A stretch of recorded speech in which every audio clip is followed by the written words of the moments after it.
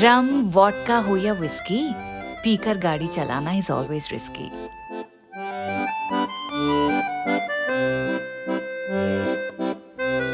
Delhi police का ये slogan अगर आपको याद नहीं है तो करा दूं?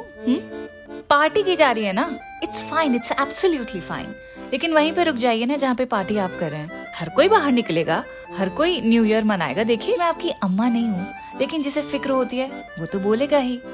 न्यू ईयर की ऐश में होश मत खोइएगा, और यही मुझे फिक्र थी, इसलिए पूरा का पूरा एपिसोड मैंने इसी फिक्र में निकाल दिया है। No, the word of the week is not फिक्र, इट इज खुमार। अगर खुमार शराब और नशे की अला बला चीजों से हो तो खतरनाक, लेकिन मोहब्बत में चढ़े तो इश्क के लिए जरूरी।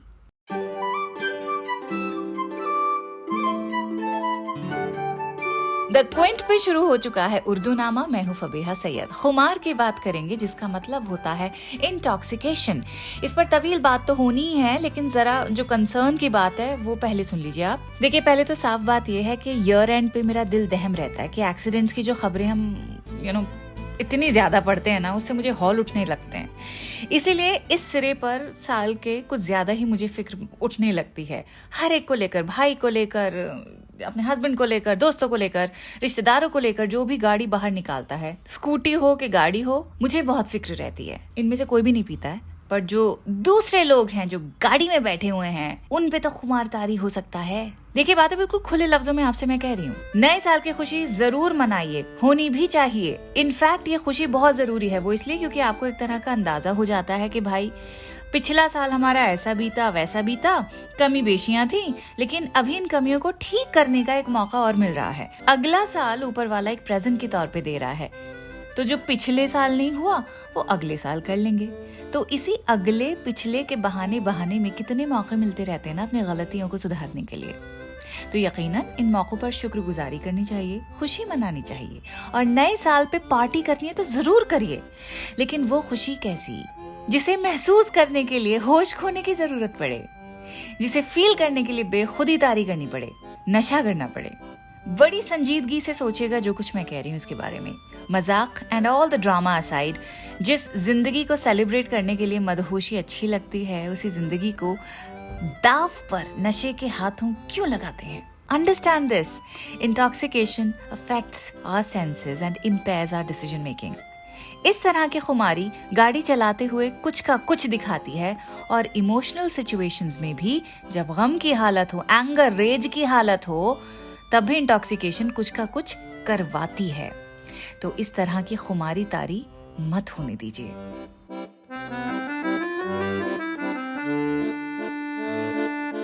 नशा, खुमार, सुरूर, सभी इंटॉक्सिकेशन के लिए अलग अलग लफ्ज हैं। इस तरह की खुमारी महबूब की याद, इंतजार, मोहब्बत के लिए उर्दू में इस्तेमाल की जाती है। मिसाल के तौर पे मुनीर नियाजी का भी खूबसूरत शेर सुनिए। ये कैसा नशा है मैं किस अजब खुमार में हूँ, ये कैसा नशा है मैं किस अजब खुमार में हूँ, तू आके जा भी चुका है मैं इंतजार में हूँ।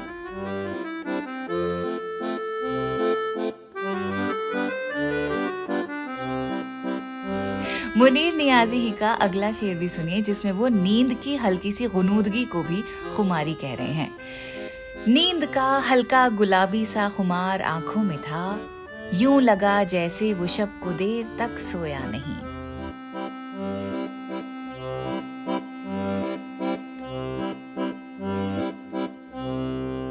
इस शेर से एक हादसा याद आ गया। नथिंग मेजर, नींद के खुमार में भी काम बिगड़ता रहता है। घर में हो, किचन में हो, तब भी।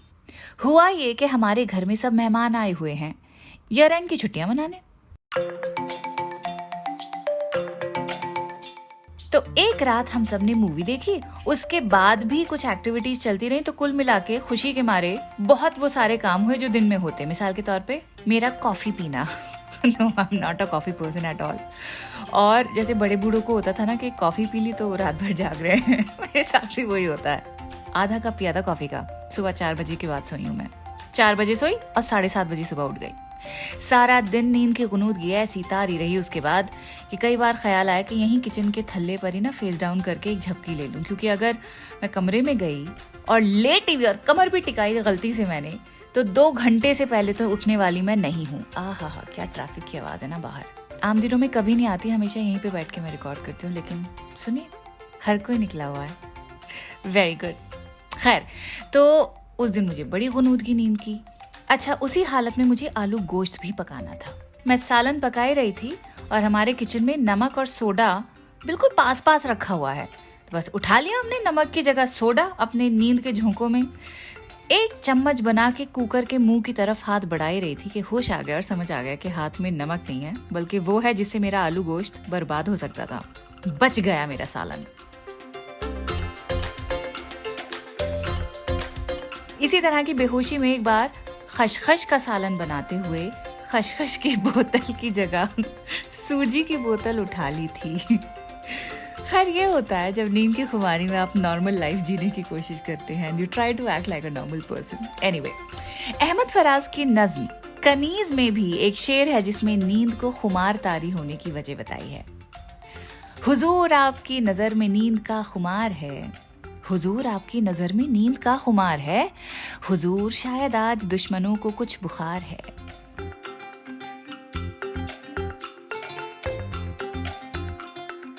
असरारुल हक मजाज भी अपनी नज्म अलाहाबाद से खुद के बारे में बात करते हुए कहते हैं, निगाहों में खुमारे बादा लेकर निगाहों का शराबी आ गया है।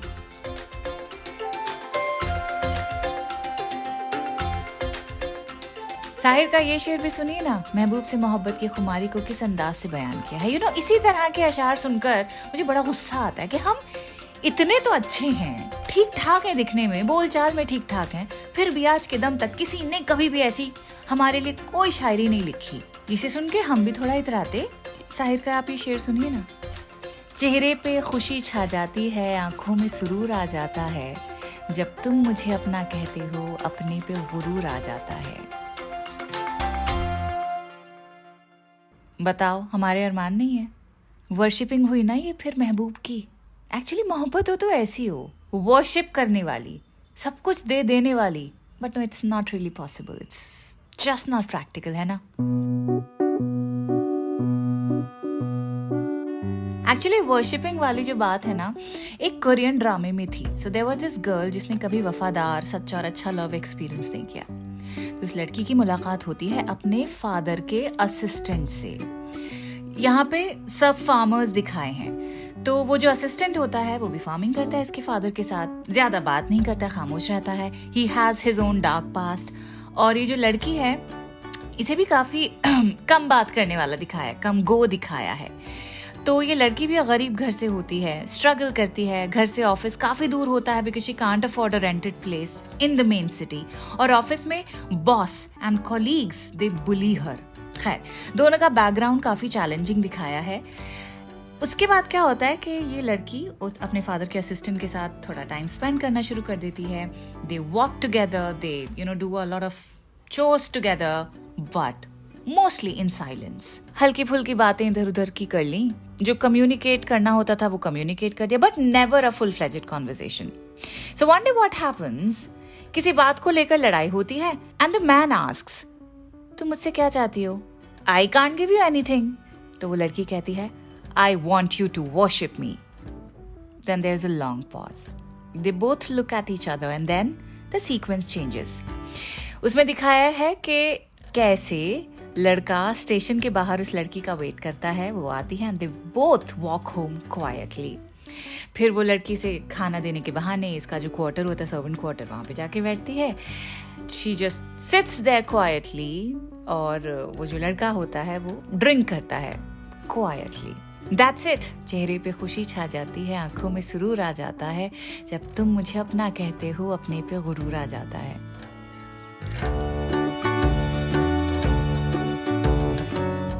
नशा, खुमार, इश्क में होना बड़ा जरूरी है, लेकिन इश्क जरूरी नहीं कि इंसान से ही किया जाए। अल्लामा इकबाल का भी आप ये शेर देखिए ना, इल्म में भी सुरूर है लेकिन ये वो जन्नत है जिसमें हूर नहीं। शराब और शबाब का तो जोड़ है। उसी कॉन्टेक्स्ट में इकबाल भी कह रहे हैं that the power of knowledge feels like heaven. It's just that there is no woman related to this kind of intoxication. इल्म में भी सुरूर है लेकिन ये वो जन्नत है जिसमें हूर नहीं। लेकिन बशीर बद्र का आप ये शेर सुनिए, सर के बल खड़े होकर सलामी देने का दिल चाहेगा ये शेर सुन के। न तुम होश में हो न हम होश में हैं, चलो मैं कदे में वही बात होगी। इसीलिए बेहोशी में एक दूसरे को पकड़ के रखिए, कहीं कोई बेहोशी में कुछ ऐसा ना कर बैठे जिसके बाद दिल में पछतावा हो। और इसी होशमंद नोट पर दुआ है कि नए साल में आप दिल के सारे अरमान निकाल लें, जो नहीं किया वो कर डालें। अब मिलेंगे आपसे अगले साल। खुदा हाफिज and please take very good care of yourself, और उन लोगों का भी ख्याल रखिए जो आपके आसपास हैं। Have fun, bye.